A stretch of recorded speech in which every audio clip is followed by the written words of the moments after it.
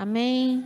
Eu gostaria que vocês abrissem Gênesis capítulo 41, o versículo 15. É forte, eu acho que a maioria de todos já devem ter a história de José, né? José do Egito, que foi vendido pelos seus irmãos porque era sonhador. E quando José contava suas histórias, os seus sonhos, tanto para o seu pai, e José, por ser mais novo, o seu pai ficava maravilhado. O seu pai olhava para José e os olhos brilhavam, porque depois de muito tempo eu vim entender porque os olhos do pai de José se brilhavam ao olhar para ele. Porque em José havia o Espírito de Deus. Então, quando José começava a contar seus sonhos, não eram sonhos só de benefício, porque quando você fala de sonhos, e nós estamos falando de projetando, nós estamos falando de sonhos pessoais, nós estamos falando de sonhos que é benefício para mim, para você. Mas José, ele sonhava com várias questões. Ele não sonhava nada só que envolvesse ele propriamente.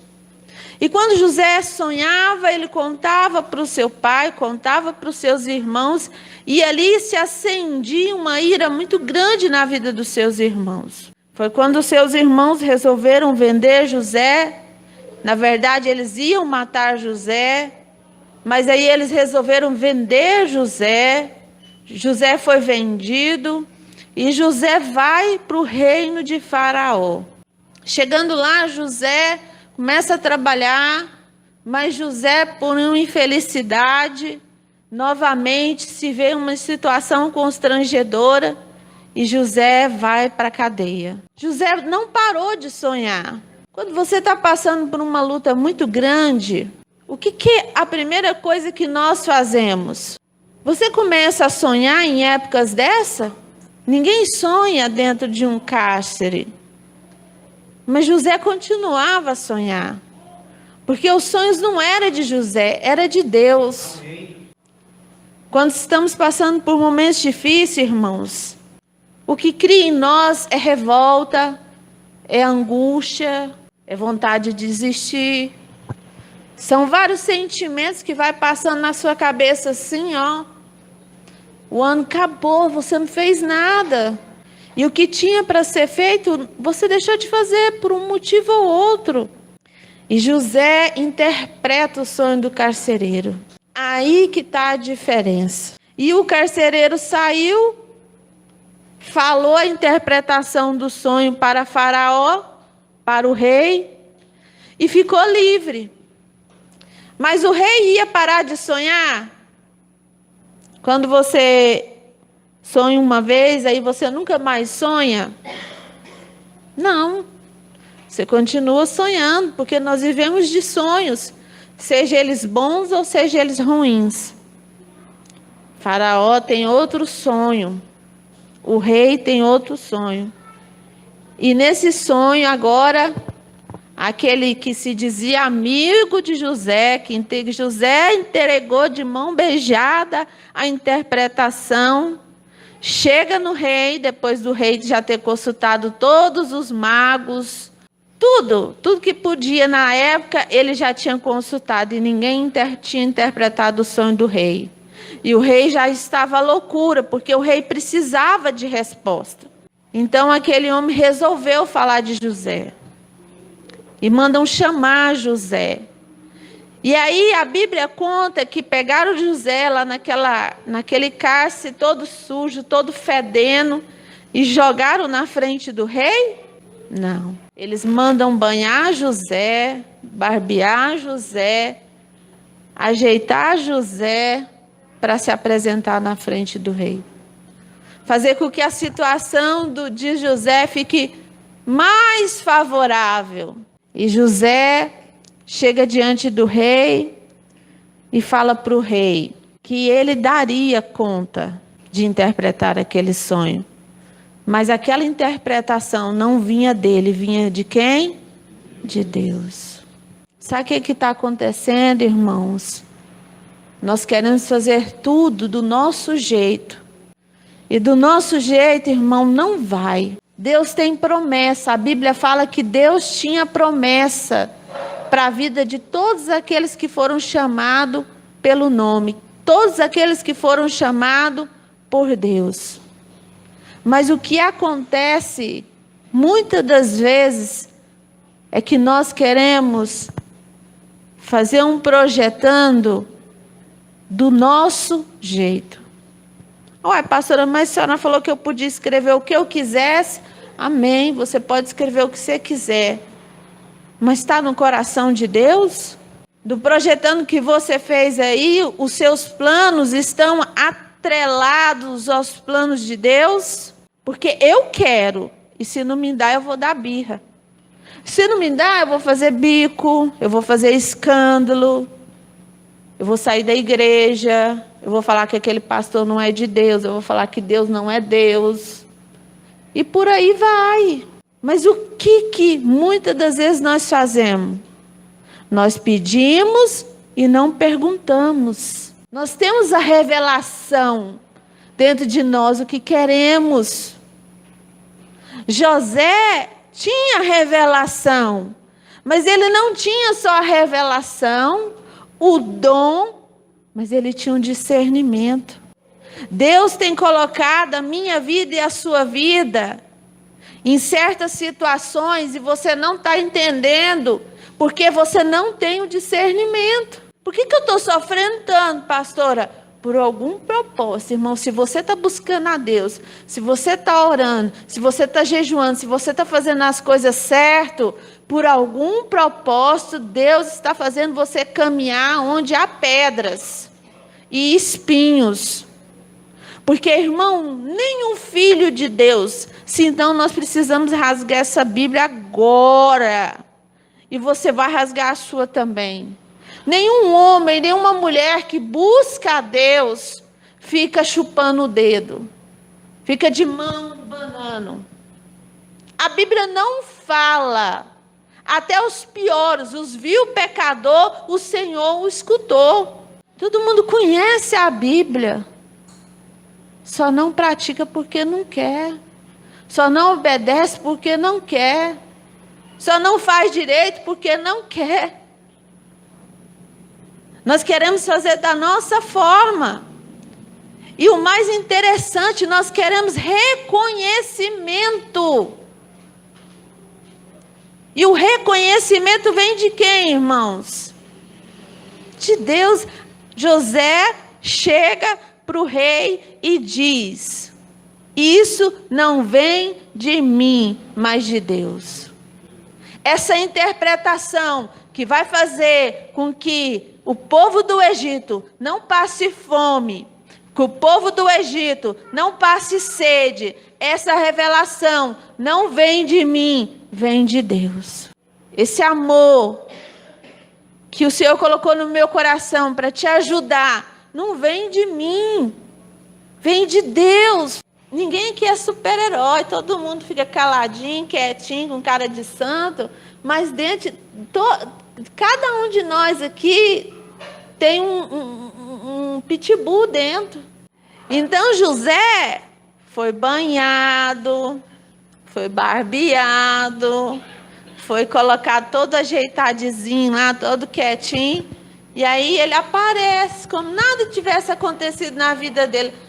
A vontade que se eu fosse José, se eu deixasse a minha carne falar mais alto, eu ia falar assim: ah, o senhor teve um sonho? Eu sei a interpretação, pois vocês vão tudo morrer de fome.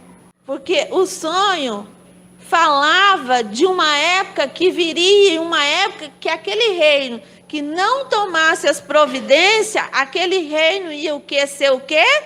Sucumbido. Porque haveria fome e sede. E aquele povo todinho ia perecer. Não era só o José do Egito. Eu acredito que José, na hora que ele estava lá dando um banho nele, fazendo na barba dele, por que vocês não me põem na frente do rei sujo? Por que vocês estão me embelezando? O que é aparência, né, irmão? E aí o rei olha para ele e faz uma pergunta. Se você olhar no 14, fala assim: Então o faraó mandou chamar a José e o fizeram sair às pressas das masmorras. Então devia ser um lugar fedido, sujo, às pressas. Gente, pega aquele homem lá, porque o rei já consultou os magos, os feiticeiros, os outros que eram crentes também. Não deu certo não, ninguém está dando conta do recado. E ele se barbeou, mudou de roupa e foi se apresentar a Faraó. E esse lhe disse: tive um sonho e não há ninguém que interprete. Pastora, o que isso tem a ver com projetando, que lá atrás tem um versículo bíblico? Qual que é o versículo bíblico que está atrás? Aqui está dando uma receita, uma orientação. Não basta ter revelação dos sonhos que você quer. Irmãos, faz seus pedidos, mas faz com o Espírito Santo do lado. E faz não tendo só a revelação de Deus, mas tendo a interpretação, sabendo que no final ninguém vai rir de você, porque você teve com o que se acabar. Quer dizer, você terminou aquilo que você projetou. Você projetou, Deus concedeu, e no final do ano você só teve que agradecer pelaquilo que você pediu, que está aqui em Lucas capítulo 14. Porque se não for assim, irmão, nós vamos só afundar, afunilar. A Bíblia fala que quando José traz a interpretação ao rei, e José consegue ter o discernimento de passo a passo do acontecimento. Sabe o que acontece, irmão? Com a gente, esse versículo aqui mexeu muito comigo, muito mesmo. Quem aqui já sofreu algum acidente, ou já viu alguém sofrer algum acidente muito grave, com alguém que você ama? E a gente fala assim para Deus: por que não foi eu? Na pandemia, muitos de nós, quando viam um parente, um amigo, eu conheci pessoas que perderam um filho, eu vi pessoas que perderam pessoas que amavam, e aquela dor de poder falar assim: por que não fui eu?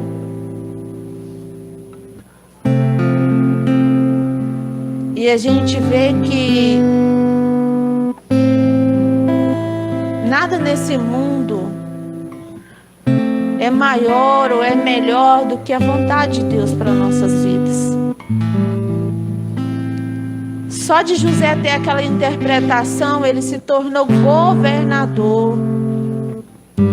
Talvez você quer algo grande, grande, grande de Deus. Deus tem algo grande para te entregar. Mas se você não se fizer pequeno primeiro, Deus não vai te entregar o grande. Se você não se humilhar, não tem como Deus te exaltar. Se você não fizer compromisso com Deus que você serve, não é com a pastora Tatiana e com o pastor André, não. E nem com a igreja, visão profética, mas com Deus. Porque eu não vou te cobrar, irmão. Quem sou eu para te cobrar alguma coisa? Quem cobra é Deus.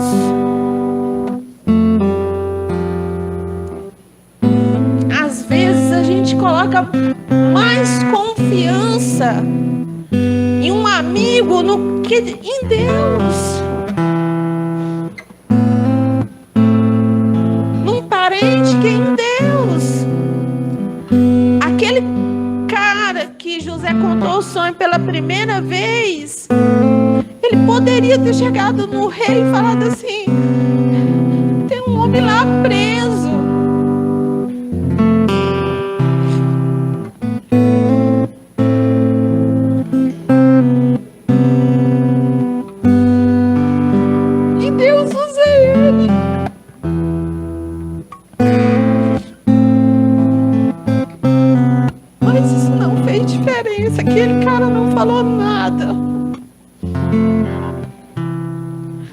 precisou do sonho o rei ter outro sonho.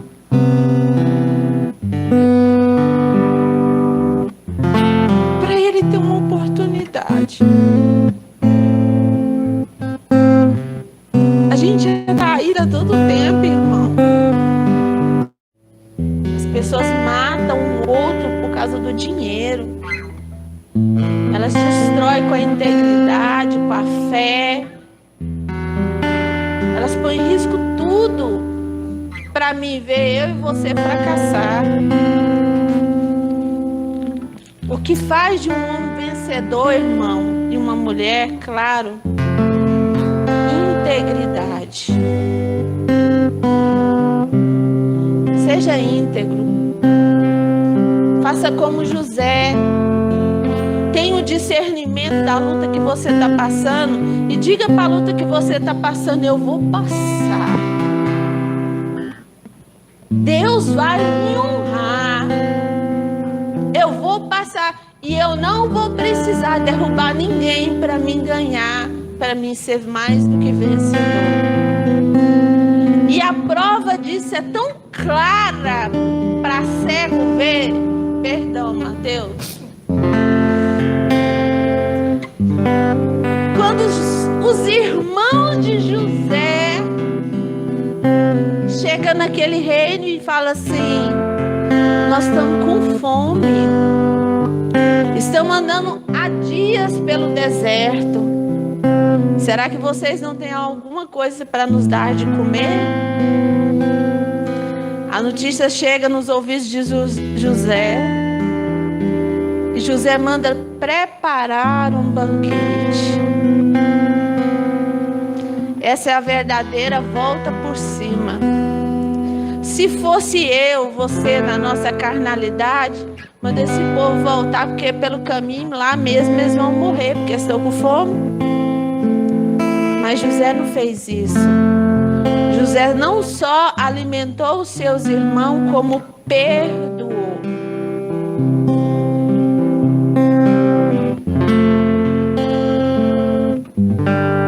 Perdoou. Diga para o seu irmão: perdoou. Diga para o seu irmão: é difícil perdoar quem machuca, mas é bom perdoar, porque só assim nos tornamos mais fortes. Nós vamos cantar uma canção e aí o senhor vai distribuir, pastor? Tá. Nós vamos cantar uma canção, eu quero que vocês se coloquem de pé.